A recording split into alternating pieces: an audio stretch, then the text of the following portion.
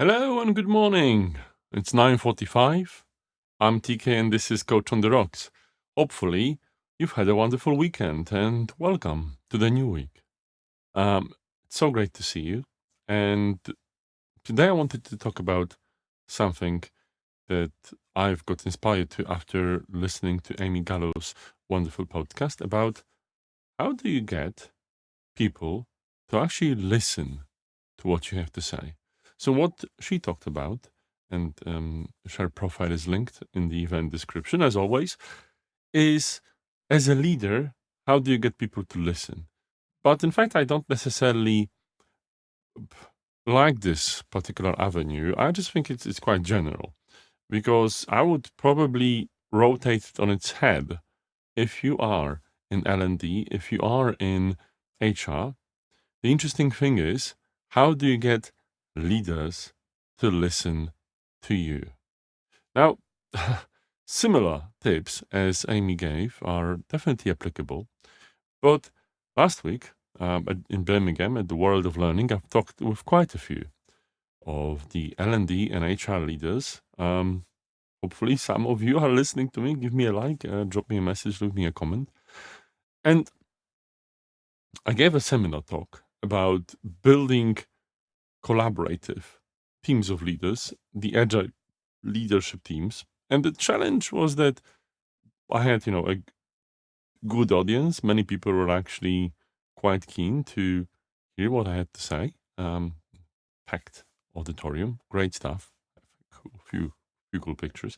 But that doesn't really matter. What matters is when they walked up to our stand to talk to me after the seminar, it would seem like, many people have a problem with getting the leaders to really hear what they have to say. One of the interesting things is that I would suggest, and I have been suggesting, is speaking the language of value. So we have a webinar coming up actually tomorrow. I'll talk more about it possibly tomorrow morning about the ROI of L&D and how do you actually show the value of learning for your leaders. Important stuff too. But also, it's all about adjusting the style of communication to your audience's needs. The question is, how do your leaders communicate? And what's the preferred style? It's different for everyone. And recently, I've had an interesting experience with, a lot of leaders from a younger generation, up and coming leaders, and their communication style is completely different. On the other hand, I was also working with leaders, one of which, the head of a unit, was nearing retirement, and he really didn't like the style we operated our workshops with.